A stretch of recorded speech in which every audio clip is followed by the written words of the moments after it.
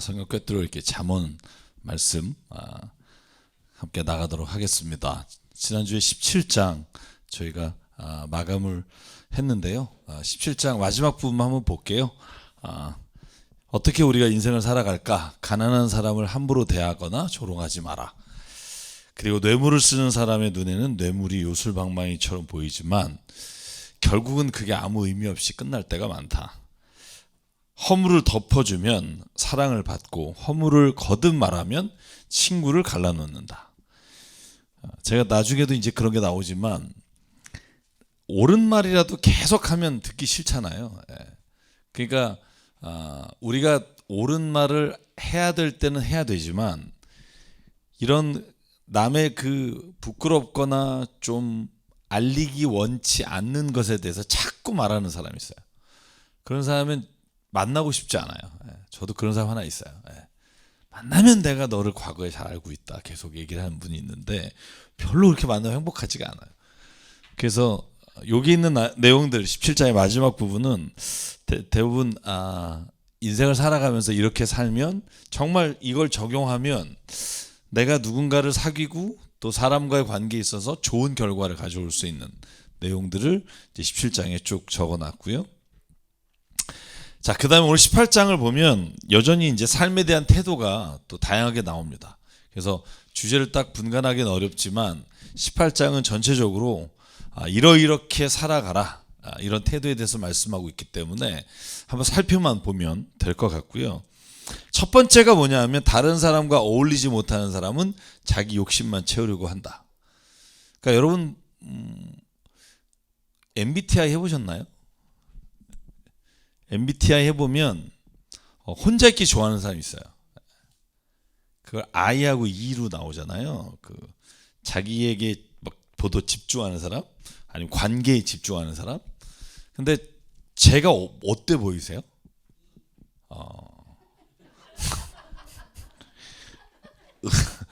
제가 의외로 I예요. 그러니까 이게 그 의외로 여러분 연예인들이 I가 많다는 거 아세요? 그러니까 대중적으로는 이렇게 굉장히 외향적으로 보이지만 사실은 혼자 있는 거 되게 좋아하는 거죠. 그러니까 카메라가 딱 비치면 이제 굉장히 막 이렇게 자기가 가지고 있는 탤런트를 막 내뿜다가 혼자 있는 시간 또 혼자 있는 걸 되게 좋아하는 거예요. 그러다 보니까 그 괴리감이 굉장히 많아요. 그러니까 자기가 막 이렇게 남한테 보이고 유명해지고 이런 거하고 본래 자기의 성격이 달랐기 때문에 사실은 거기서 오는 괴리감 때문에 이제 그걸 못 견디는 사람들이 이제 자살하게 되는 경우도 많은데, 그러니까 다른 사람과 어울리지 못한다. 그런데 뭐 이게 다 자기 욕심을 채운다. 이건 사실은 이제 잠언의 말씀 중에 그렇게 말하려고 하는 게 아니라 여기는 그 MBTI 말하는 건 아니고요. 다른 사람하고 관계를 맺지 못하는 사람. 그러니까 뭔가 그 다른 사람하고 관계할 때 남을 힘들게 하거나 아프게 하거나 뭐 이런 거 있잖아요. 그 왜 그러냐 하면 자기의 이익을 생각하기 때문에 다른 사람에게 배려하고 양보하고 이런 걸 못하니까 결국은 그 사람이 적을 만들게 된다는 거예요. 적을 만들게 된다. 그래서 여러분 웬만하면 저는 그래요. 어디 가서 옳은 얘기하는 것도 좋은데 너무 튀면 안 좋다.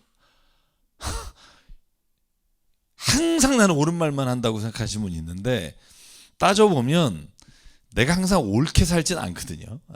옳은 말만 하지. 그렇잖아요. 아니 그 사람이 그렇게 살면서 얘기하면 존경하죠. 근데 대부분 보면 도끼 개낀인데 계속 말하는 사람하고 말 안 하는 사람만 있다는 거죠. 그래서 저는 좀 그 다른 사람하고 어울리는 자리에 갔을 때는 그 자리의 분위기에 좀 잘 맞춰줘야 된다. 막한 걸 따라한다는 게 아니라 너무 그런 말을 하는 사람이 있으면 그 자리가 불편해진다. 교회 생활도 좀 그런 게 있다는 것 같고요. 그래서 결국은 슬기로운 사람의 입에서 나오는 말은 깊은 물과 같고 저는 이게 굉장히 감명 깊어요. 지혜의 샘은 세차게 흐르는 강처럼 솟아오른다. 그러니까 결국 잠언의 모든 말씀이 어디로 연결된다? 제가 여러분에게 훈련하라는 그 말, 입술에 연결된다. 말에 연결된다. 그래서 제가 많은 훈련 해보라고 말씀드렸잖아요. 하셨나요? 어떻게 일주일 동안 말하는 연습, 곱게 쓰는 말, 이렇게 좀, 야, 문둥아, 이게 아니라 뭐 이렇게 이 빌어먹을 이게 아니라 좀 좋은 말. 제가 오늘도 어디 뭐 이렇게 특강 하나 하고 낮에 왔는데 너무 재밌어서 한번 해봤어요. 제가 영어를 이제 하다 보니 이제 고등학생 아이들 그 영어 특강을 하고 왔어요. 영화를 통해서 이렇게 뭐 인문학을 하고 왔는데 그 친구들한테도 그 얘기를 했어요. 그러니까 훈련하는 거, 말이나 아니면 자기 인생에 있어서 자기 자신이 이렇게 훈련하는 연습을 한 번도 안 해봤다고 그러니까 공감하더라고요. 그러니까 아이들도 자기네가 무슨 말에 연습을 하거나 훈련해 본 적이 없는 거예요. 그래서 저는 다시 한번 말씀드리지만 모든 건 다 말이에요. 뒤에도 계속 반복됩니다만, 그래서 저는 제일 인생을 변화시키기 원한다? 말을 바꾸십시오. 이건 정말 잠언이 말하는 명언입니다. 말을 바꾸면 인생이 바뀝니다. 근데 이게 제일 힘들어요. 또 이 말이라는 게 인격이고 마음에서 나오는 거라, 그래서 이건 참아야 돼요. 말하는 사람도 참아야 되고 듣는 사람도 참아야 되고, 그래서 들어주는 사람이 있어야 또 말을 바꾸는 재미도 있고. 그래서 제가 부탁드리는데, 미련한 사람의 말의 특징은 다툼을 가져와요. 미움을 가져오고 적을 만들고. 근데 슬기로운 사람의 말은 깊은 물과 같아서 다른 사람들의 생명을 살리는 말이 된다. 자, 반복되니까 좀 빼고요. 그 다음에 삶에 대한 태도가 18장에 하나 더 나오는데, 그게 뭐냐면 겸손하라는 겁니다. 겸손하라는 거. 저는 만약에 누가 교만한데 똑똑한 사람하고 있을래, 겸손한데 조금 똑똑하지 않은 사람하고 있을래, 그럼 저는 그냥 겸손하고 똑똑하지 않은 사람하고 있고 싶어요. 돈을 아무리 많이 벌어준다고 해도 교만한 사람이랑 있으면 힘들어요. 그거 받아주는 게 보통 스트레스가 아니에요. 교만하다는 게 여러분, 잘났다는 거하고 달라요. 스스로가 자기가 굉장히 괜찮다고 생각하는 사람이 교만한 거고, 실제로는 어떤지 모르는 거예요. 그래서 저는 성경에서 교만한 사람 그러면 왜 하나님께서 그를 책망하냐 하면, 교만한 사람은 하나님보다 자신을 위에 두기 때문이다. 이게 결론이란 말이죠. 그래서 저는 사람이 오만하면 멸망이 뒤따르지만 겸손하면 영광이 뒤따른다. 그래서 무조건 겸손한 사람을 하나님께서 세워주신다는 말씀을 믿고요. 이 말은 좀 마음에 와닿아요. 뒤에 마음에 와닿는 말 하나 더 있습니다. 나중에 제가 여러분에게 소개할게요. 노엽게 한 친척과 가까워지기 어려워요. 어느 정도로 어려웠냐면 견고한 성을 함락시키는 것처럼 어려워요. 이거 친척이라니까 그렇지, 노엽게 한 가족과 가까워지기가 성을 함락하는 것보다 어려워요. 여러분, 제가 여기 대충 다 알잖아요. 다 가족 중에 하나 가까워지기 어려운 사람들 다 한 사람씩 지금 거의 있어요. 제가 다 지금 여기 보이는데 진짜 어려워요. 그 다툼은 마치 꺾이지 않은 성문의 빗장과 같다. 그런데 그걸 바꿀 수 있는 게 뭐냐? 말이에요. 그러니까 이거는 나도 그렇게 말해야 되지만 상대방도. 그래서 죽고 사는 것이 혀의 힘에 달렸으니 혀를 잘 쓰는 사람은 그 열매를 먹게 됐는다. 그러니까 정말 어려운 일인데 그걸 할 수 있는 것도 말이다. 저는요, 정말 어려운 말인데, 가족 안에서 가장 관계하고 상대하기 힘든 사람에게 가장 이 말의 변화를 주면, 저는 이 말의 패턴이 바뀌면 관계가 바뀐다고 믿기 때문에 그걸 한번 먼저 해보라고 말씀드리고 싶어요. 오늘 이제 18장까지가 말에 대한 게 이제 거의 뒤에는 많지 않습니다만, 그래서 저는 잠언 18장 한마디로 요약하면, 말은 모든 관계를 변화시키는 힘이고 말이야말로 사람의 관계에 있어서 변화시키는 중요한 핵심이 된다. 제가 이렇게 말해도 이제 여러분 훈련은 안 하실 거예요, 아마. 이게 쉽지가 않고 패턴이 있기 때문에. 그래서 한번 그럼에도 불구하고 꼭 좀 해보시라 부탁을 좀 드립니다. 드리고 19장에 넘어가 볼게요. 자, 거짓말에 대한 말씀이 이제 19장에 저는 가장 눈에 띄어요. 제가 여러분 1절부터 이제 28절까지 쭉 거짓말에 관한 것만 따로따로 이제 제가 다 모아본 건데, 여러분 거짓말을 하는 건 왜 나쁘다고 생각하세요? 근본적으로 왜 나쁠까요? 내가 속아서 거짓말을 하는 게 왜 나쁠까요? 왜 이러세요, 우리 권사님? 네. 역시 목사님다워요. 하나님 원하시지 않는 일이니까. 와, 그죠? 할 말이 없네요. 그죠? 하나님 원하지 않는 거 안 해야죠. 근데 거짓말을 하면 가장 큰 문제가 있어요. 그게 뭘까요? 신뢰가 깨지고 배신당한 느낌이고. 저는 거짓말의 가장 나쁜 게 뭐냐면, 거짓말 하는 사람이 자신의 인간성이, 인간의 성품이 자기도 모르게 죽어가요. 거짓말은요, 한 번 하긴 어려워요. 근데 한 번 하기 시작하면 그게 내 성품이 돼서 그걸 하고도 아무렇지도 않아요. 자기도 속아요. 이제 거짓말을 했는지 이게 진실인지도 헷갈리게 돼요. 여러분 제가 많이 해봐서 알아요. 근데 이게요, 진짜 하다 보면 이게 하면 위기를 모면하게 돼요. 하게 되면 내가 저 사람한테 인정을 받게 돼요. 하게 되면 물질적으로 이익이 올 때가 있어요. 그러다 보면 이제 거짓말이라는 생각이 드는 게 아니라, 이걸 남을 속인다 뭐 이런 게 아니라, 이걸 다른 사람하고 나하고 그냥 큰 문제 없이 해결해 간다고 생각을 해요. 그래서 제가 지난주에 말했죠. 가장 신앙에서 무서운 건 합리화다. 이게 한번 내게 자리 잡기 시작하면 내가 다 하는 일에 대해서 합리화할 수 있는 게 인간의 이성이다.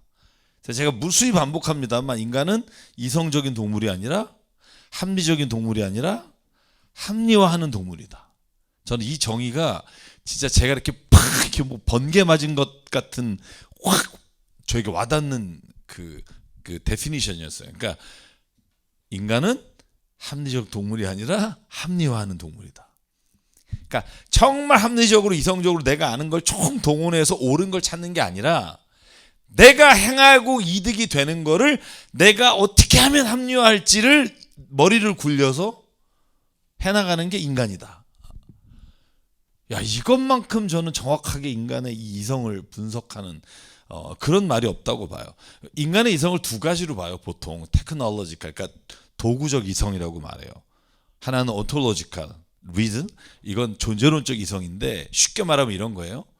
우리가 어떻게 하면 잘 살 수 있을까? 무엇이 옳은 걸까? 내가 살아가는 이유가 뭘까? 이런 내 삶의 존재에 대해서 끊임없이 생각하고 반성하고 사유하는 이성이 존재론적 이성이라고 말해요. 근데 도구적 이성은 뭐냐 하면, 자, 이성을 쓰는데 그런 내 존재와 내 깊이에 대한 질문이 아니라, 야, 어떻게 하면 저 돈을 벌 수 있을까? 어떻게 하면 저 사람 돈을 뺏어올 수 있을까? 어떻게 하면 저 사람 기업을 내가 먹을 수 있을까? 이런 내 필요에 의해서 도구적으로 내 이성을 사용하는, 이 양극단이 너무나 다른 이성을 쓰는 거예요. 성경은 우리에게 뭘 말하냐면, 이 도구적인 이성을 제한하고 내가 보다 더 근본적인 이성을 사용하는데 이성적인 머리와 하나님의 주신 로고스, 말씀을 익히라는 거예요. 근데요, 교회 나오면서도 이쪽 도구적 이성이 무지 발달하는 경우가 있어요. 그게 뭐냐 하면, 야, 일로 와봐. 야, 어떻게 하면 못 되는 줄 아니? 그래서 세상에서 알고 있는 그런 도구적인 이성적 지식을 계속 나누는 모임. 그게 교회 모임이 되면 안 된다는 거예요. 교회 모임은 어떻게 하면 우리가 더 진실하게 살까? 어떻게 하면 하나님의 형상을 따라 지음받았는데 내 모습이 이렇게 살면 안 될 텐데 어떻게 하면 내가 바뀔 수 있을까? 이런 이성적인 걸 사용해야 되는데 그렇지 않다는 거예요. 그래서 제가 보면 거짓말하는 사람의 가장 큰 문제는 뭐냐 하면, 거짓말하는 사람이 스스로가 자기가 거짓말하는 것 자체를 인식하지 못하는 단계에 가는 거. 여러분, 그래서 왜 드라마 중에 범죄나 아니면 검사 뭐 이런 드라마 보면 그 취조를 당하는 사람이 자기가 거짓말을 하면서도 거짓말하는지 모르는 단계까지 이르게 돼요. 자기도 헷갈리게 되는 거죠. 자기도 헷갈리게 되는 거예요. 그래서 저는 거짓말에 대해서 19장에 나오는 말씀 중에 거짓 증인은 벌을 피할 수 없다. 거짓 증인은 벌을 피할 수 없다. 계속 반복돼요. 그리고 10계명에도 이게 나온단 말이에요. 이게 놀라운 거죠. 뭐죠? 10계명에 거짓 증언하지 마라. 왜 이런 말이 10계명에 들어갈까요? 10계명 그러면 어마어마한 거잖아요. 예를 들면 613개 조항의 율법을 10개로 정리한 건데 그 중에서도 하나님에 관한 거 4개를 빼면 5계명 부모를 공경하라부터 살인하지 마라, 도둑질하지 마라, 간음하지 말라, 그 다음에 거짓 증언하지 말라, 내 이웃의 것을 탐하지 말라. 이것 중에 하나가 거짓말이에요. 거짓말.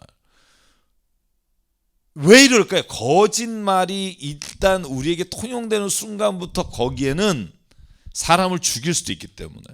제가 설교할 때 말씀드린 적 있잖아요. 이스라엘은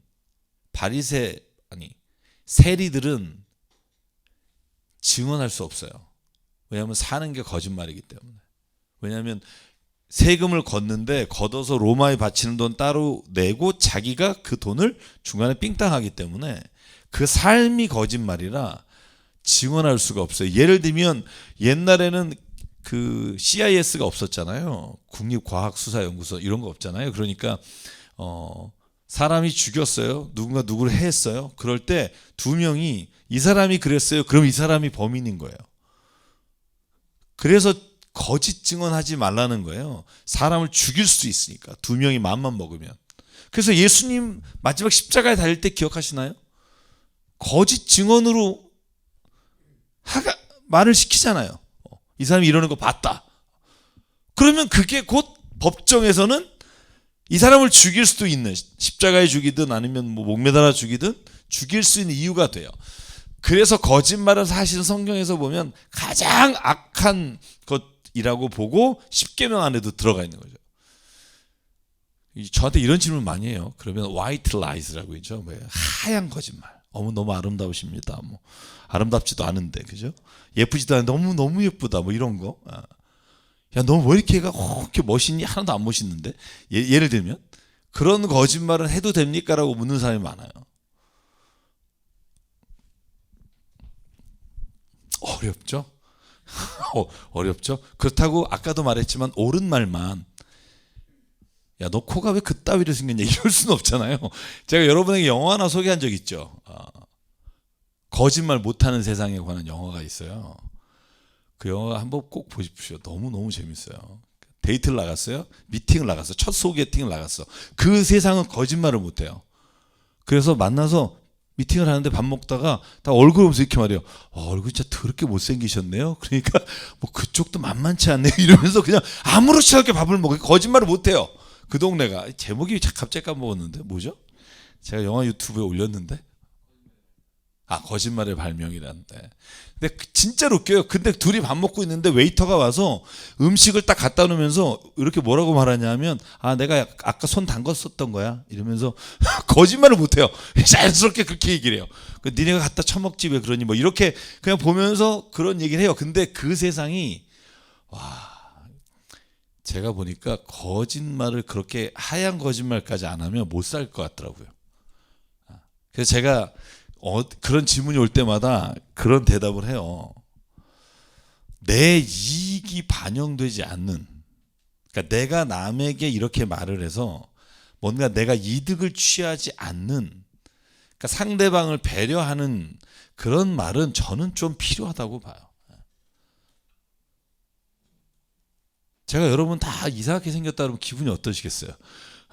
여러분 이상하시다는 게 아니라, 그러니까 저는 어느 정도 내 이익을 얻기 위해서 거짓말하는 게 아니라, 내가 정말 세상을 살아가면서 그냥 무언가 누군가에게 힘을 줄 수 있는 말, 혹은 그 사람이 용기를 얻을 수 있는 말에 한해서는 사실은 내가 그렇게 보진 않더라도 그렇게 말해줄 수 있는 게 저는 축복이라고 보거든요.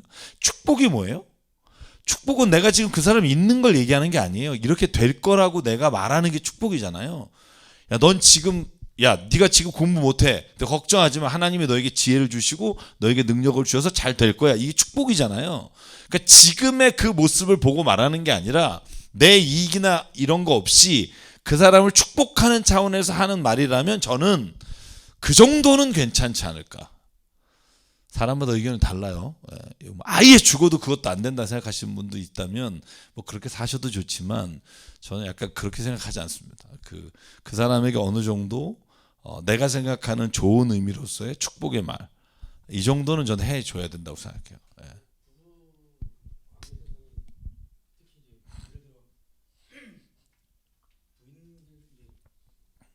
아내, 네, 그렇죠.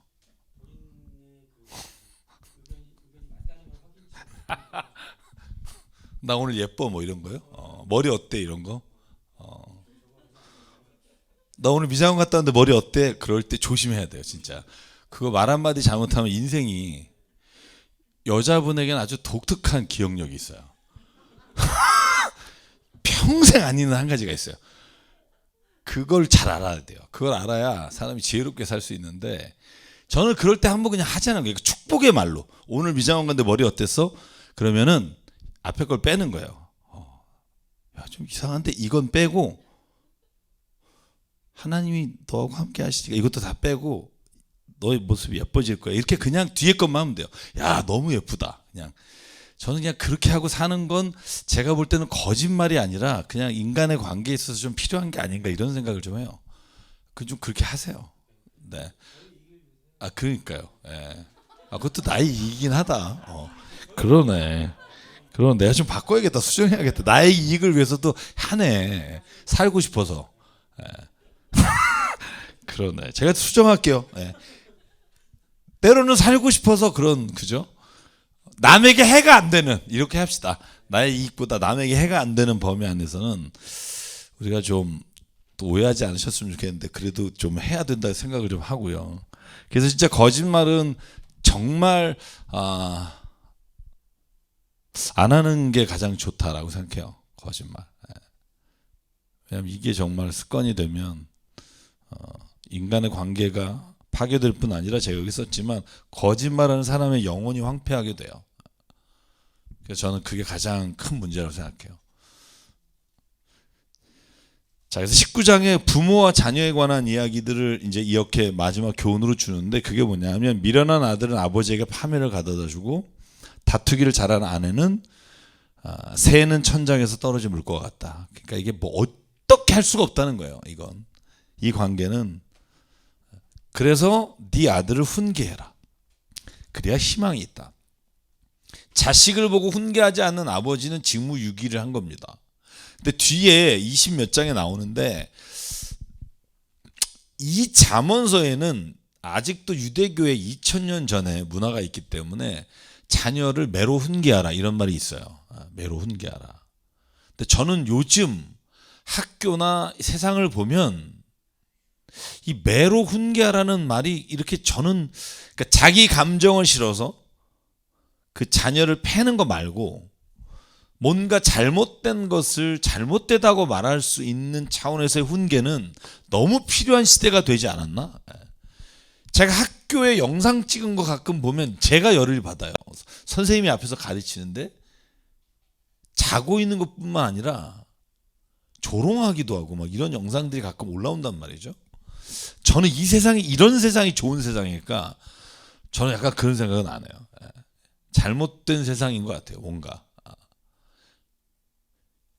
권리와 의무를 지켜준다고 생각하지만 사실은 해야 될 책임이 사라진 시대? 저는 그런 것들이 문제라고 봐요. 그래서 저는 뭐 그런 데다 인권 조례나 이런 것들이 저는 지금 이 정도의 인권이 유지되는데 또 그런 법을 만들어야 될, 물론 학대받고 아직도 지금 음지에서 그런 나쁜 일들이 일어나고 있다는 건 인정합니다만 그것보다 본질적으로 회복해야 될 게 뭘까? 저는 인간이 무엇을 위해 또 어떻게 살아야 되는지에 대한 가르침이 없이 그냥 아이들에게 지식만 가르치고 가장 공부만 가르치다 보니까 사실은 세상이 이렇게 좀 마음이 아픈 대로 가고 있지 않을까. 그래서 여러분 이 시대에도 그런 게 있다는 거. 26절에 보면 아버지를 구박하고 어머니를 쫓아내는 놈이 있는 거예요. 그때도. 그러니까 그런 애는 부끄러움과 수치를 끌어들이는 자식이다. 옛날엔 그러지 않았을 것 같잖아요. 예수님 당시나 아니면 구약 시대에 안에 부모를 구박하고 어머니를 쫓아내 이런 놈이 있다는 거죠. 그래서 아이들아 지식의 말씀에서 벗어나게 하는 훈계를 듣지 마라. 그래서 저는 잘못된 가르침에 아이들이 노출되는 것은 굉장히 조심해야 된다. 제가 아까 대안학교 말씀을 드렸는데 대안학교 교장님하고 얘기를 하면서 무슨 생각했냐면 이런 얘기 하시더라고요. 기존에 있는 대안학교들의 문제가 좀 있다. 왜냐하면 대안학교가 사실은 기독교 대안학교 특별히 여러분 기독교 대안학교 그러면 이런 데가 많대요. 저는 처음 들었는데 핸드폰도 못 갖고 다니게 하고 게임도 못하게 하고 안 좋은 텔레비전을 못 보게 하고 이걸 집에서도 엄마가 모니터링해서 학교에 알려주고 그래서 아예 그런 나쁜 정보로부터 이렇게 제한하는 이런 것들이 굉장히 잘 돼 있대요. 왜냐하면 아이들이 끼키야 10명이고 막 이러니까 얼마나 그런 게 쉽겠어요. 근데 문제가 뭐냐면 얘네가 대학 가면 심각한 문제에 직면하게 돼요. 그게 뭐냐면 고등학교 때 겪었어야 될 중학교 고등학교 때 겪었어야 될 그런 어떤 성숙이라는 단어 있잖아요. 내가 스스로 선택할 능력 그리고 그런 나쁜 정보에 대해서 내가 어떻게 반응해야 되는 걸 못 배워가서 대학교 가서 완전히 이상한 애가 되는 경우가 많다는 거예요. 그래서 저는 무조건 안 된다 막 이런 교육이 아니라 저는 그 성경에 말하는 것처럼 자녀들과 대화하고 여러분 유대교인들의 어떤 교육을 보면 그런 거잖아요. 하루카라 그래서 계속 대화하고 그 아이들에게 질문에 대답하고 우리 한국의 아빠는 저 안 그러잖아요. 그죠? 집사님? 그죠? 그런데 유대교는 그 아버지하고 아들 그 자녀들 간의 대화가 진짜 많거든요. 그래서 그 교육법이 뭐 우리나라에도 들어와서 지금 뭐 엄청나게 센세이션을 일으키는데 저도 미국에서 한국 와 보니까 미국에 뭐 오래 살지도 않았는데 미국에 살 때는 진짜 안 바빴거든요. 주말이면 그냥 몰을 갔어요. 할 일이 없으니까 뭐 몰에 가서 그냥 쇼핑도 하고. 근데 한국에 오니까 왜 그렇게 일이 많은지 모르겠어요. 그 이유가 뭔지를 잘 모르겠어요. 시간이 없어요, 그냥. 그래서 이게 내가 아는 사람이 많아서 그런가 거기는 없어서 그런가 그렇게 생각해봤더니 그것도 아니고 약간 이게 뭔가 문화인 것 같아요. 한국의 문화 결혼식 다 가야 되잖아요. 하는 사람 다 가야 되고 결혼식 다 가야 되고 그죠? 우리 미국은 안 그렇거든요. 초대받은 사람만 가고. 그래서 이게 뭐 그냥 옛날에 그런 거 있잖아요. 막 뭐 하나 하면 도와주면 다시 다 두래라고 해서 막 도와주고 이런 게 있어 그런지 너무 바빠요. 그러다 보니까 사실은 자녀들하고 있을 시간이 많이 없는 경우가 있는데 어쨌든 하여간 부모와 자녀의 관계에 있어서 아버지는 반드시 자녀를 훈계하고 그래야 희망이 있고 자식의 경우에는 아버지를 구박하거나 어머니를 쫓아내거나 그런 수치스러운 일을 하지 않아야 된다. 그게 다 하나님의 말씀에서 벗어나지 않는 거다. 자, 그래서 19장에 선물과 선행 요거 그냥 읽어도 될 것 같아요. 너그럽게 주는 사람에게는 은혜를 입기를 원하는 사람이 많고 선물을 잘 주는 사람에게 모두가 친구가 된다.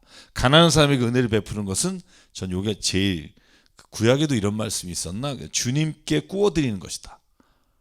야, 이 표현이 너무 멋있지 않나요? 주님께서 그 선행을 넉넉하게 갚아주신다. 그러니까 내가 뭔가 어려운 사람에게 이렇게 도와준 건 그 사람을 돕는 게 아니라 하나님께 꿔드리는 거다.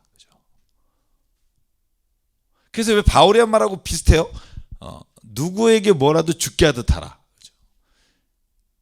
제가 근본적으로 선한 일을 할 때 왜 내가 하면 안 되냐는 거를 그 설교 때도 한 2번 말씀드렸는데 정확하게 말씀드린 적이 없어서 오늘 말씀드리고 싶어요. 왜 내가 선한 일을 한다고 하면 안 되는 줄 아세요? 내가 선하지 않기 때문에. 뭐 그것도 맞는 말이고요. 내가 저 사람 도와줘야지. 저 사람 너무 안 됐다.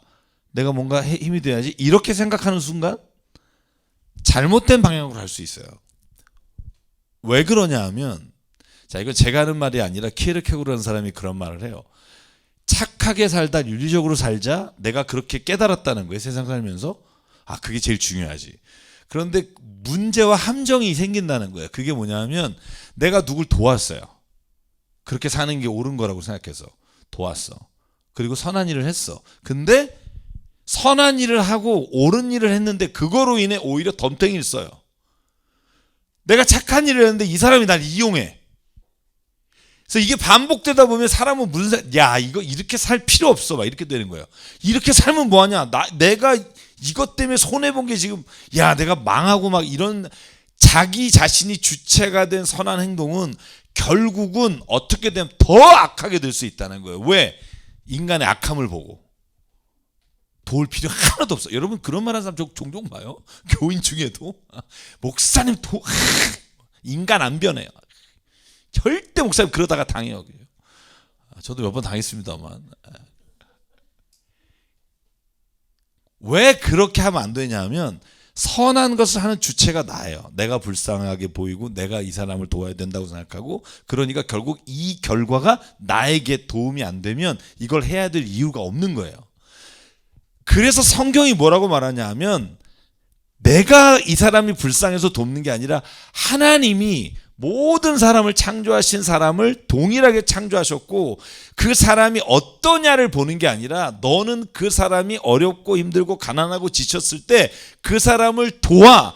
그게 너의 할 일이야. 나머지는 네가 할 일이 아니라 하나님이 맡아서 하실 거야.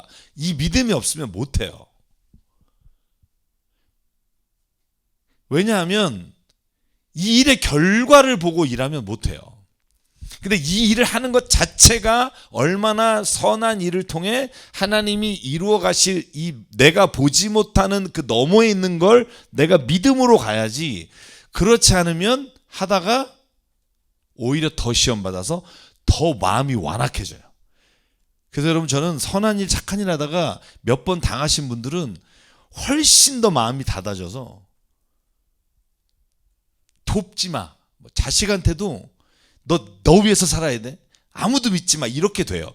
근데 그분이 대부분이 그런 일 하다가 억울한 일을 당했거나 힘든 걸 경험하신 분이 많아요.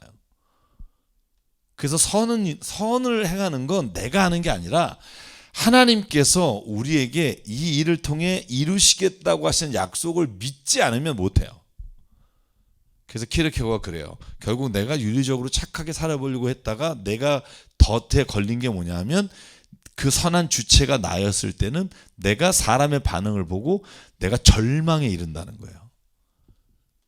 그래서 죽음에 이르면 병이라는 책에서 이 절망에 이뤘을 때 그때 사람에 대해서도 완전히 실망하게 되고, 그래서 오히려 윤리적으로 살자라고 말했다가 착하게 살자라고 말했다가 오히려 더 마음에 다쳐버리게 되는 거죠. 그래서 그 사람이 말하는 마지막 실조는 뭐냐면 신 앞에 솔직히 해요. 하나님이 원하시는, 그래서 종교적 실존이라는 표현을 써요. 하나님이 이 일을 이루실 거다. 하나님이 나에게 하라고 하셨으니까 이 사람이나 결과에 상관없이 나는 이 일을 한다. 그게 선을 하는 이유라는 거죠. 그걸 이제 잠언은 주님께 꿔드리는 거다. 자, 주님께 꿔드렸으니까 하나님이 언젠가는 갚아주시겠죠. 나에게도 그렇고 내가 행한 일에 대해서도 그렇고 그런 믿음이 있으면 사실은 하는 거죠.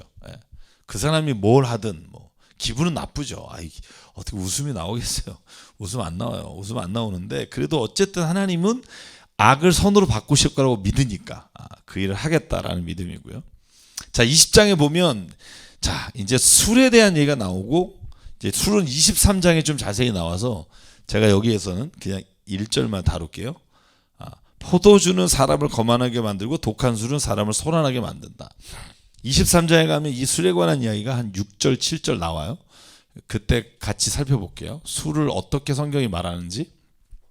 자, 여기에서 또 삶의 지혜 몇 가지를 이야기합니다. 다툼을 멀리하는 것 또 나오죠. 다투지 마라. 가난하지 않으려면 잠을 좋아하지 말라. 게으르지 말란 말이죠. 그래서 게으른 사람은 제철에 밭을 갈지 않으니 추수할 때 거둘 게 없고, 성경에 좀 이따가 제가 그걸 모았습니다만 어리석은 것과 게으른 자가 같이 가요. 그러니까 지혜로운 자, 슬기로운 자와 부지런한 자가 같이 가요. 제가 한번 여쭤볼게요. 제가 예전에 설교할 때 그런 말을 드렸는데 뭐 여러분 기억 못 하실 테니까 86,400이란 말을 제가 쓰면 여러분 떠오르는 게 있나요? 86,400? 86,400 하루에 86,400초. 옛날에 그래서 왜 뭐 돈이 들어왔다 뭐 이런 얘기 드린 적 있잖아요.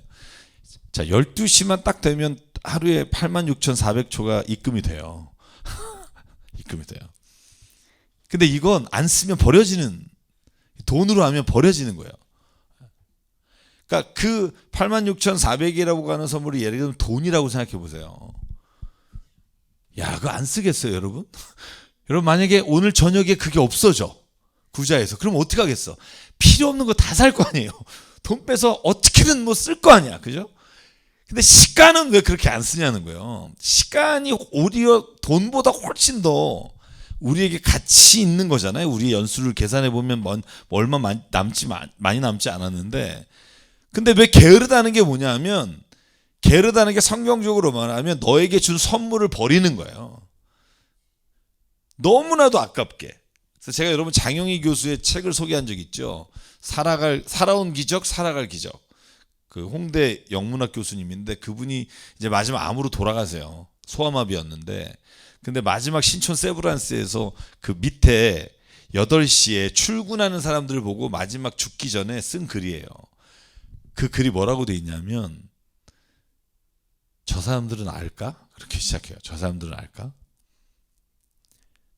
자기가 지금 어디를 향해 일하러 가는 게 얼마나 기쁜 일인지, 공부하려고 학교를 걸어가는 게 얼마나 행복한 일인지 저 사람들은 알까? 신호등 앞에서 신호 대기를 하면서 자기가 어디 갈 곳이 있다는 게 얼마나 기쁜 일인지, 그러면서 그 글을 쭉 쓴 다음에 뭐라 그러냐면, 나는 지금 예전에 왜 그 길을 걸었을 때 그 기쁨을 몰랐을까? 내가 그때 알았다면. 그리고 나오는 유명한 말이 있죠.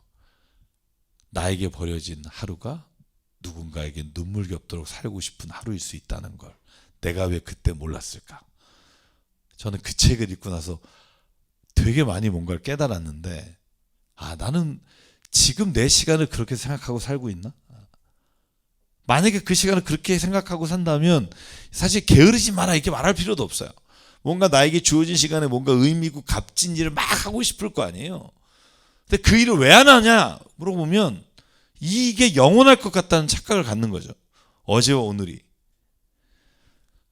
똑같은 하루는 존재하지 않습니다.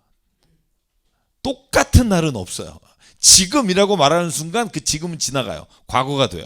그래서 똑같은 순간 하루도 없어요. 제가 여러분에게 영화 하나 소개한 적 너무 오래됐지만, 스모크라는 영화가 있는데 담배가게 아저씨 이야기예요.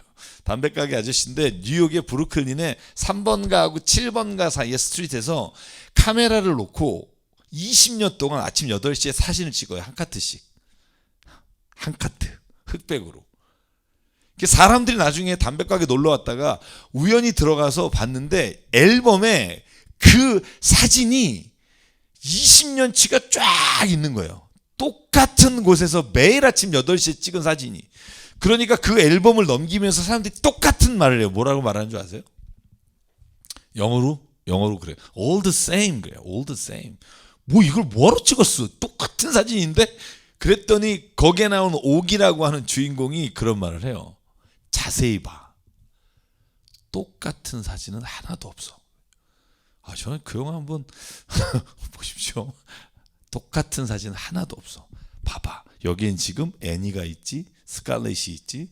그런데 5년 뒤에 이 스칼렛은 죽고 없어. 이 사진에 없어졌어. 네 아내가 교통사고로 죽은 남편이에요. 너의 아내가 여기 있잖아. 막 울어요. 기억해. 똑같은 하루는 없어. 모든 순간이 달라. 어바웃 타임이라는 영화 혹시 보셨으면, 어바웃 타임이라는 영화도 그런 거거든요. 그래서 저는 이 게으르지 말라라고 하면 딱 그냥 그런 거 떠올라요. 왜냐하면 이 하루가 내게 주어진 이 시간이 얼마나 나에게는 소중한데, 이 시간을 막 싸우는 데 쓰고 남을 미워하는 데 쓰고 막 다른 사람하고 막 정죄하는 데 쓰고 이게 너무 아까운 거예요.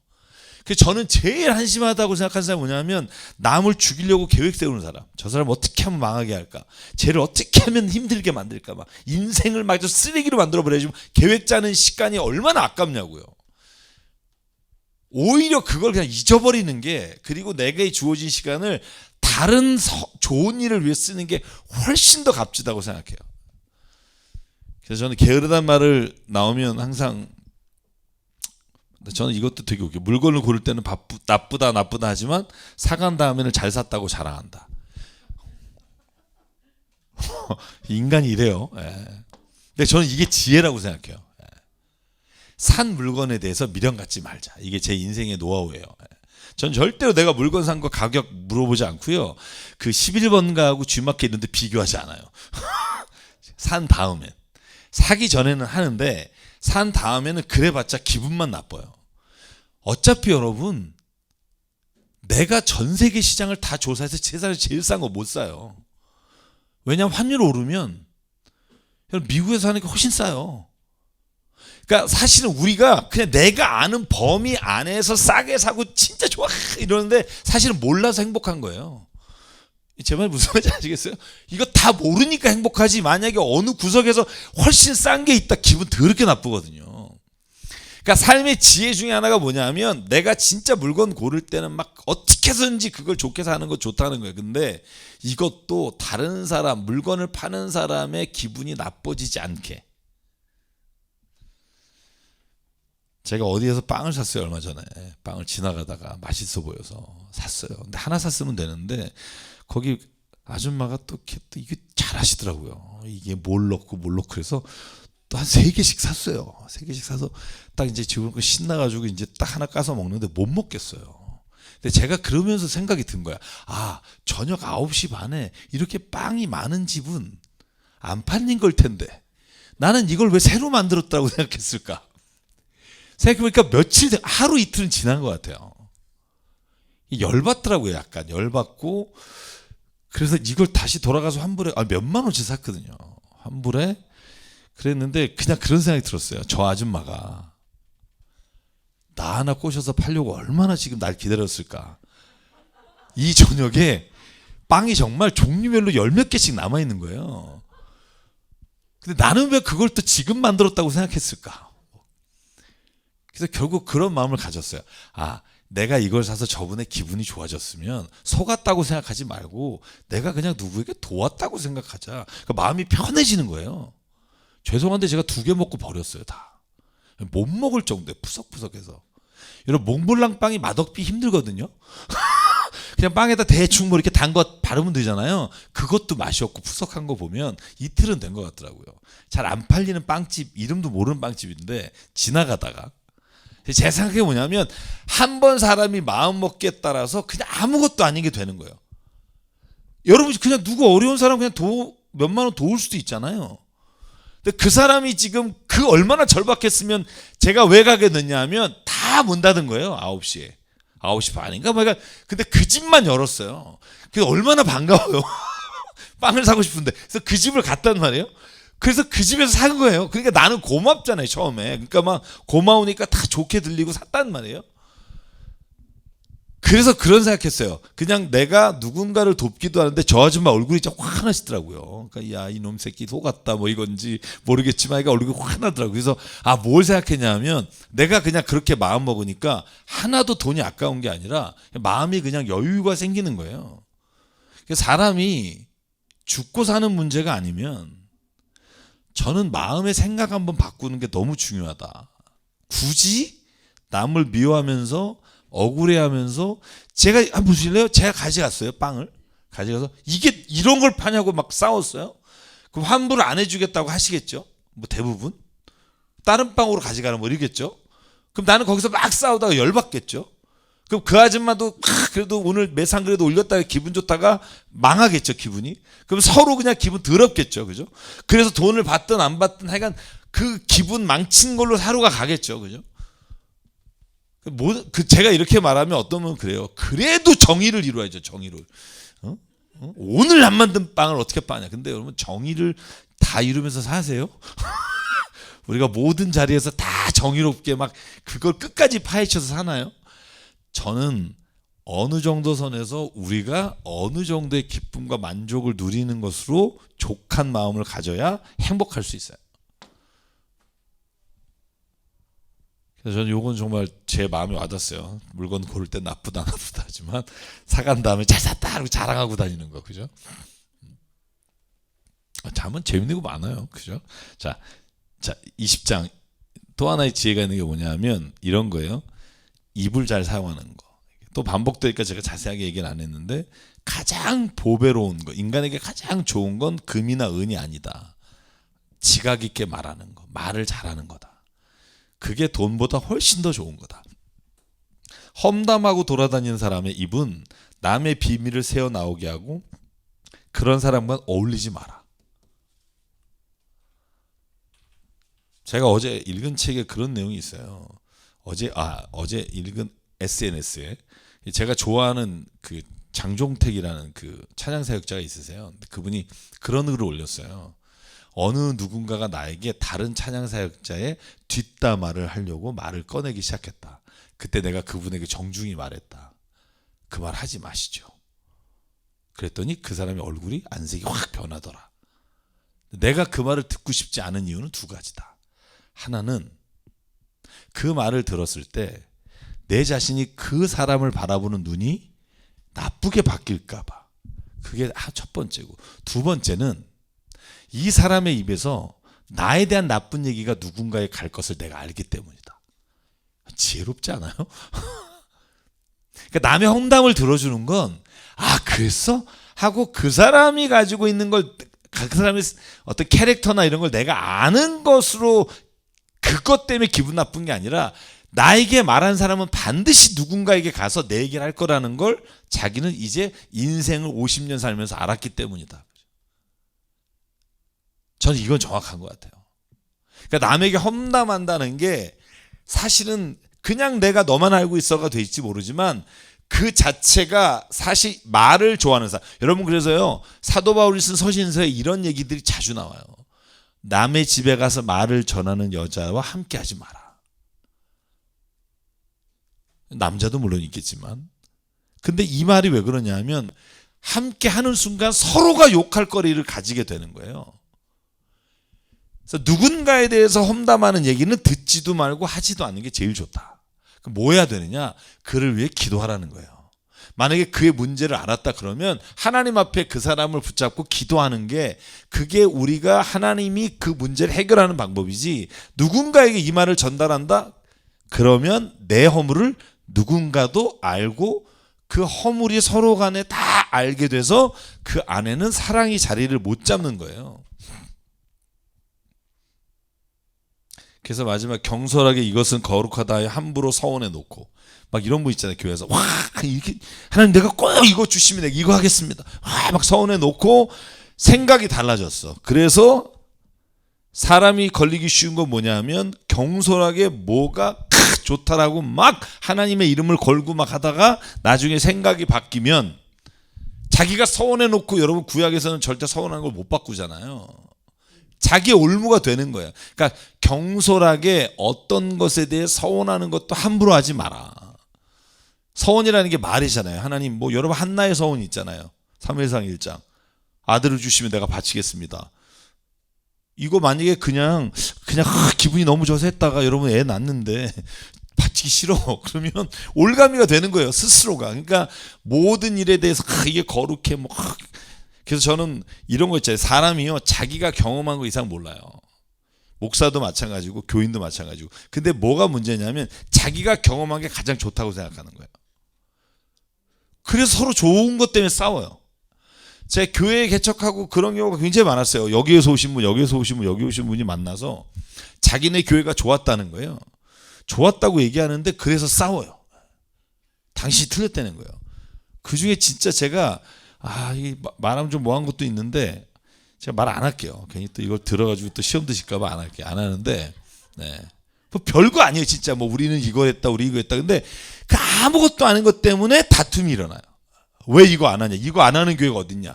아니 예수님의 십자가의 공로 빼고는 뭐가 그렇게 본질적인 게 있어요 교회에.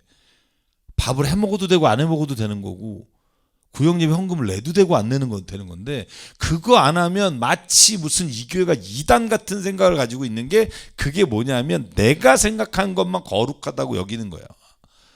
그게 교회를 황폐하게 만들어요.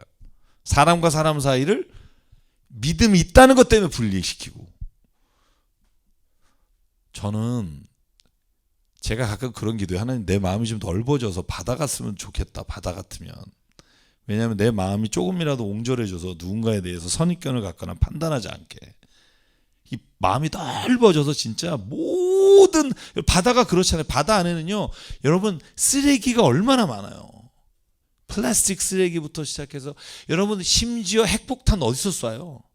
바다에서 쏴요.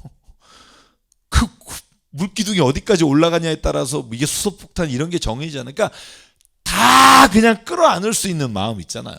그 쓰레기 같은 게 들어와도 본인이 그걸 다 소화할 수 있는 무슨 한계치가 있겠지만 그래서 그런 마음이 중요하지. 교회는 경솔하게 내가 아는 게 다 옳다고 주장하면서 결국 그 올가미에 걸려서 스스로 믿음이 있다 하면서도 스스로 그 올가미에 걸려서 하나님을 올바로 알지를 못해. 그게 누구예요? 바리새파 사람이잖아요. 가장 하나님을 섬긴다고 성경을 외우고 여기 뭐 제사장은 막 이렇게 막 성경 말씀 쓰고 다니면 뭐 하냐고요. 그게 결국은 다른 사람을 찌르는 가시가 되고 판단하는 근거가 돼서 그 말씀이 오히려 자기를 죽음으로 이끌어가는 거예요. 그래서 저는 지혜 중에 좀 이런 지혜가 있으면 좋겠다 하는 생각을 좀 갖고요. 21장. 야, 24장까지 해야 되는데. 같이 하니까 좀 오래 걸리네요. 그죠? 한 얘기만 하고 넘어가야 되는데. 자, 악인의 모습이에요. 여기 이제 어떤 모습이 나오냐면 하나님이 보시기에 악한 사람의 모습이에요. 자, 요거는 주목해 보시죠. 제가 지난번에 그런 말씀 드렸죠. 성경에 나오는 악인과 의인은 악한 사람과 의로운 사람을 딱 띄워놓는 게 아니다. 내 안에 악한 것과 의로운 게 있는 거예요. 자, 그럼 이걸 보면서 뭘 생각해야 되냐면 내가 그럼 지금 악한 악인의 범주에 속하느냐 안 속하느냐라는 걸 알 수 있는 기준을 주는 거예요.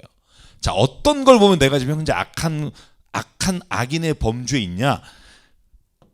거만한 눈을 가진 거예요. 오만한 눈. 교만한 눈을 가졌다. 내가 지금 그런 마음이 있다. 그럼 나는 악인이에요. 그러니까 나는 여러분 제가 진짜 웃긴 게 뭐냐면 우리는 선택받은 민족이래요. 막 저긴 이방인이고 우리도 이방인이에요. 유대인이 선택받은 민족이고 우리 이방인인데 우리를 유대인으로 생각하시는 분도 있어요. 몇 명. 많아요. 우리 동네에. 자기를 유대인이라고 생각해. 그래가지고 저 이방인들 그러는데 우리가 이방인이라니까요. 이게 왜 그런 생각이 갔냐면 내가 이제 하나님의 은혜를 입었으면 더 겸손해져야 되는데 이제 교만해지는 거예요. 나는 구원받았고 나는 하나님의 의로운 자가 됐고 막 이러다 보니 내가 남을 판단하는 자리에 있는 거예요. 다 우리는 심판받을 자리에 있는 사람인데 내가 하나님과 더불어 심판하는 자리에 있게 돼요. 내가 지금 오만하다. 이제 가장 바로 밑에요. 기준이에요. 내가 지금 악인의 삶에 지금 들어가고 있는 거예요. 자, 또 내가 지금 의인이 아니라 악인으로 보여지는 게 뭐냐면 내가 진짜 폭력을 한다. 악한 것을 바란다. 내가 이웃에게 은혜를 베푸지 못한다. 온종일 남의 것을 탐한다. 그러면 내가 진짜 아깝지 않게 누구에게 주지 않고 있다. 그러면 나는 악인으로 보자는 거예요. 자, 그러면 이 범주에서 진짜 의롭다고 여길 사람 있나요? 없어요. 자기 가진 걸 다 아끼지 않고 나눠줄 마음이 있는 게 의인이라는데 뭐 내가 그러면 그런 마음이 있어. 내 건 챙기고 주죠. 챙기고도 안 주지만 어쨌든 챙기죠. 그죠? 그럼 뭘 알 수 있냐면 우리의 기준으로 악인과 의인을 나누는 잠언의 말씀은 세상에서 이걸 보고 의인과 악인을 나누라는 게 아니라 내가 자꾸 이쪽으로 가려고 하면 내가 지금 악인의 범주에 들어가고 있다는 걸 깨달으라는 거예요. 그게 훨씬 더 중요하다는 거예요. 이걸 읽으면서 그런 사람이 있어요. 나는 의인으로 읽어요. 옆에 있는 권사는 집사님은 악인이고 그래서 맞아 저 권사 저 집사 이래 막 거기 자긴 빠져. 이게 이제 악인인 거예요. 그 사람을 악인이라고 말한다고요. 얼굴이 뻔뻔스러운 사람. 정직한 사람은 자기의 행실을 살핀다. 그러니까 이 말씀을 듣고 다른 사람에게 손가락질을 하는 사람은 악인에 들어가는 거고, 이 말씀을 듣고 자기를 살피는 사람은 의인에 들어가는 거예요. 그래서 의인이 누구예요? 회개하는 사람. 의롭다 여길 것이다. 의인이 아니라 의롭다고 여기는 거예요. 하나님이. 왜? 회개했으니까. 내가 하나님 이 범죄에 들어가는 사람입니다라고 누구든지 자기의 입으로 자기의 죄를 시인하면 하나님이 그를 의롭다 여겨주시는 거죠. 그래서 이걸 읽으면서 내 행실을 바라보고 내가 이런 죄인입니다라고 고백하는 자가 의롭게 되는 거예요. 자, 21장 끝내야겠죠. 그럼 어떻게 살아야 될까? 자, 여기서 제가 아까 말한 성경의 9절과 19절인데요. 다투기는 좋아하는 여자와 넓은 집에서 함께 사는 것보다 차라리 다락 한 구석에서 혼자 사는 게 낫다. 이런 명언이 성경에 있어요. 19절 다투며 성령 안에와 사는 것보다 광야에서 혼자 사는 게 더 낫다. 이걸 2번이나 왜 썼을까? 참 솔로몬도 쉽지 않았나 보다. 이런 생각 해봐요. 부인이 3,000명이었으니 여러분 얼마나 힘들었겠어요. 사는 게. 그러니까 좋은 넓은 집이잖아요. 솔로몬 왕궁에서. 그죠? 여자가 얼마나 많았겠어요. 차라리 다락 구석에서 혼자 사는 게 낫다. 자기 고백적 언어라면 야 내가 그냥 광야에 가서 혼자 사는 게 낫겠다. 이런 생각을 하는 거예요. 쉽게 바꿔 말하면 이런 거죠. 내가 만약에 집 안에서 혹은 내가 지금 사는 가정 안에 다툼이 있다 그러면 지옥이라는 거예요. 안 들어갈 수도 없고 그 쌍판 안 볼 수도 없고 이게 괴로운데 가야 돼. 그래서 집은 다투는 게 아니라 여기서 뭐라고 썼냐면 제가 다 안 썼네. 덮어주는 게 맞아요. 다투기보다 덮어주는 게. 그러니까 세상의 정의와 진리를 집안에서 찾으려는 사람이 있어요. 오늘 저녁에 내가 이 남편의 잘못된 것을 다 드러내리라. 뭐 이런 사명감 가지고 들러붙는 분이 있어요. 남자도 마찬가지고. 그래서 밤새 토론을 해요. 자, 그래서 얻는 게 뭐가 있을까요? 진실을 얻었어요. 그럼 뭐가 좋을까요? 제가 지난번에 말씀드렸죠. 새벽 예배 때, 월삭 때. 월삭인지 그냥 새벽 예배인지 모르겠는데 잊어버려야 될 것과 기억해야 될 것에 대해서 성경이 뭐라고 말하는지 이야기 드린 적 있어요. 잊어버리라는 거예요. 그 사람의 허물을 끝까지 들춰내서 추적 60분에 제보해서 알게 되면 괴롭다는 거예요. 그냥 네가 그 허물을 덮어주고 잊어버려라. 그죠? 죄는 잊어라. 제가 이사야 43장 18절 할 때 말한 거예요. 하나님이 이렇게 말해요. 너가 회개할 때 내가 너 죄를 기억하지도 않겠다. 그죠? 저는 그 말씀이 너무 좋아요. 만약에 하나님이 기억하시면 나 앞에 가서 못 만나요. 못 만나요. 쑥스러워서. 근데 내가 기억하지 않을게. 그리고 전제가 있어요. 너도 기억하지 마. 네 죄도 기억하지 말고 너에게 잘못한 사람이 회개하면 기억하지 마. 그리고 너무 자세히 알려고도 하지 마. 알아서 좋은 게 있고 알아서 오히려 괴로운 게 있어. 그럼 모르는 게 나아.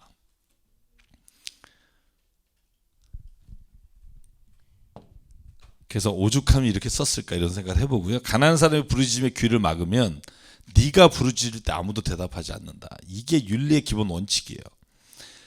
제가 말씀드렸죠. 윤리라는 건 혼자 있을 때 윤리가 필요 없다.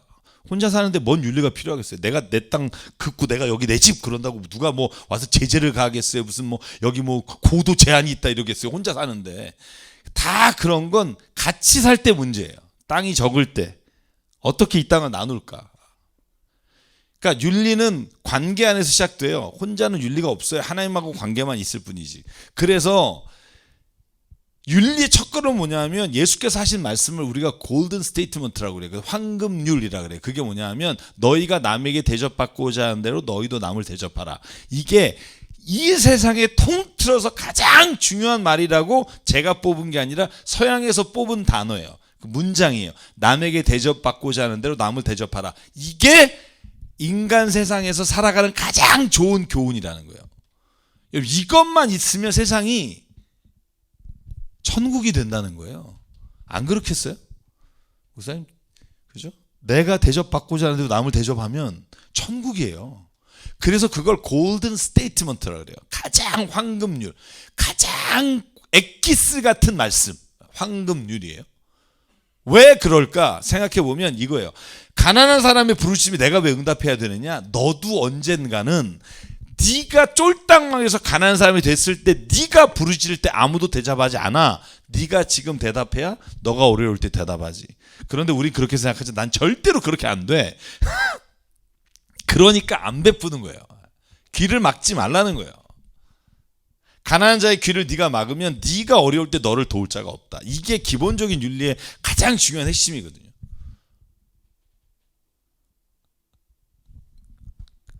그래서 저는 어떻게 살아야 될까? 가난한 사람이 부르시면 응답해야 됩니다. 이건 하나님이 또한 우리에게 주신, 아까 말했죠. 가난한 자에게 주는 건 어떤 거다? 주님께 꿔드리는 거다. 그죠? 이 마음으로 하라는 거고, 향락을 좋아하는 사람은 가난하게 된다. 술과 기름을 좋아하는 사람, 입과 혀를 지킬 수 없는 사람은 자기 몫을 못 지키고, 위증하는 사람, 아까 나왔던 일이라 반복 안 할게요. 증언은 사라지만 사실대로 말하는 사람의 증언은 채택된다. 자, 좀 더 할까요? 여기서 마칠까요? 네? 우리 목사님들이 빨리 마치기를 원하셔서. 자, 우리 그 뒤에 23장까지 하면 너무 기네요. 내가 왜 이렇게 준비를 많이 했죠, 이렇게? 자, 오늘 뭐 일단 1시간이 됐으니까 일단 여기까지 말씀을 나누고요. 질문이나 아니면 같이 좀 나누고 정리를 할게요.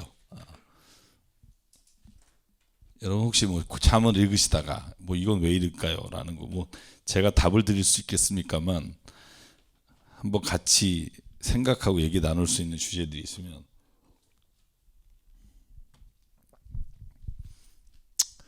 오늘 뭐 많이 오셨네요. 네. 네. 네. 혹시 뭐 질문 없어요? 잠언에 모르는 말씀이 있을 리는 없겠지만. 네.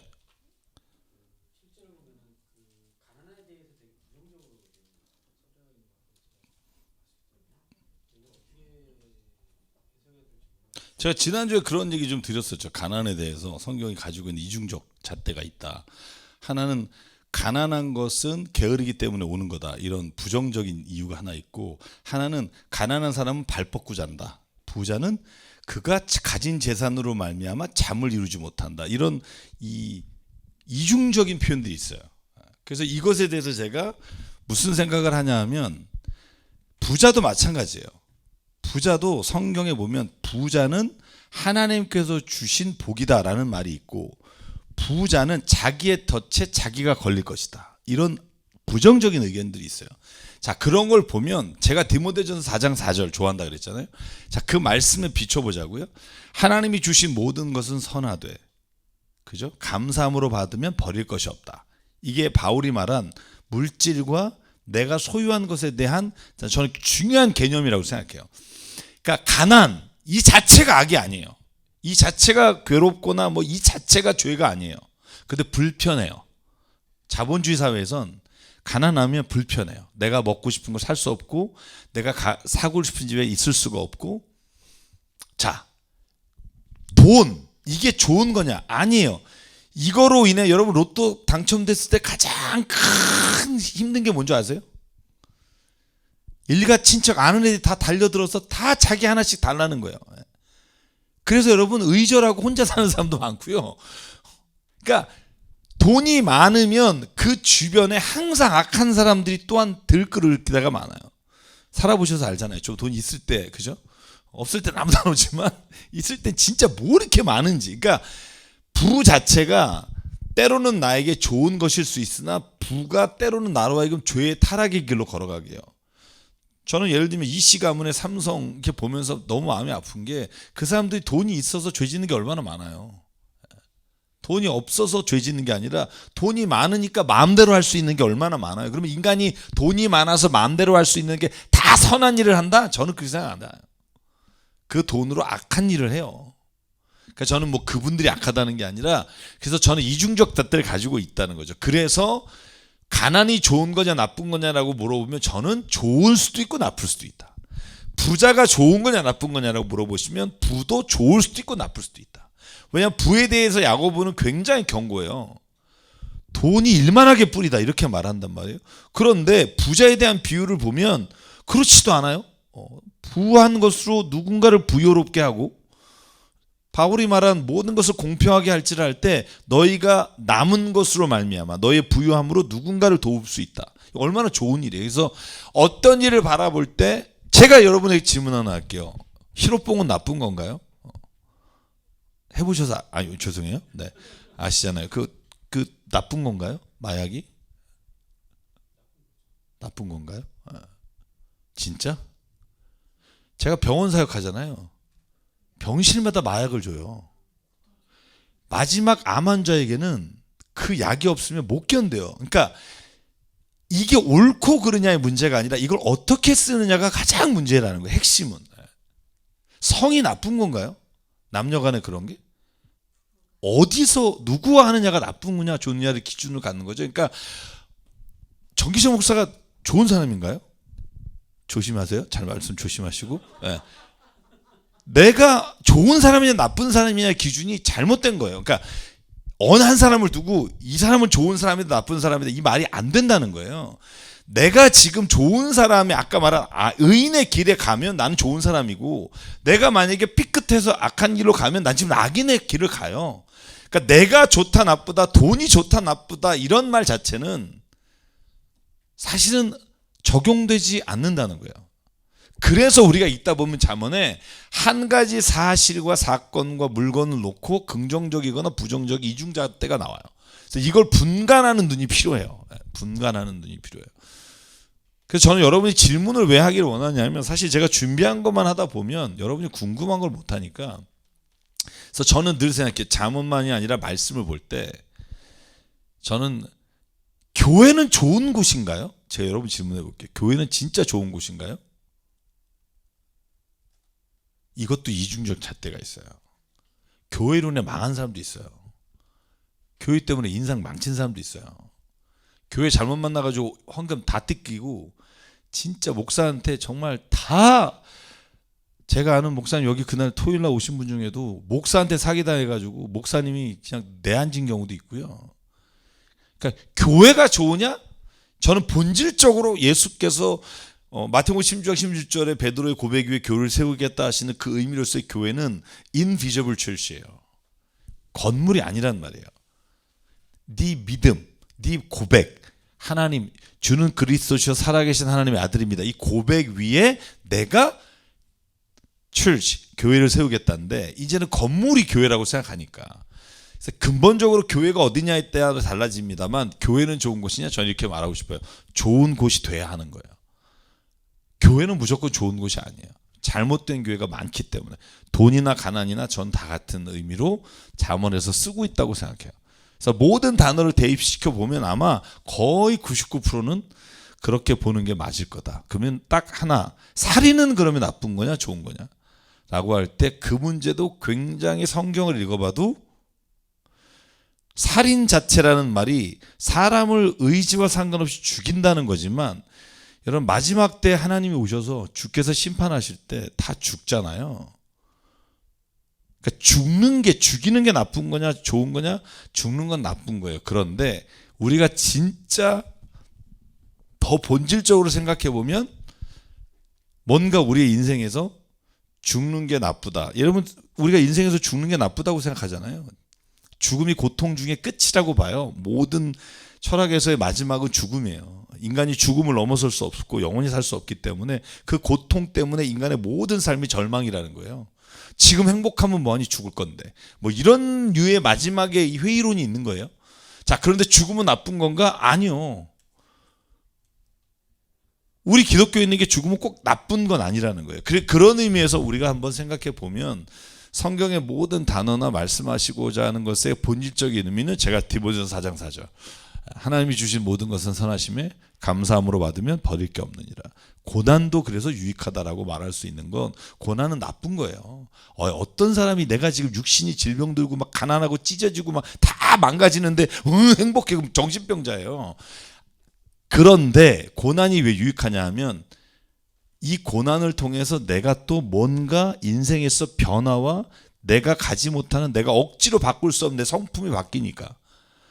그래서 그걸 은혜라고 말한다는 거예요. 그래서 하나님이 주신 건 선하시다라는 믿음을 가지면 내게 있는 어떤 것도 감사함으로 받으면 버릴 게 없다. 이런 말씀을 드리면서 오늘 성경 공부를 마치도록 하겠습니다.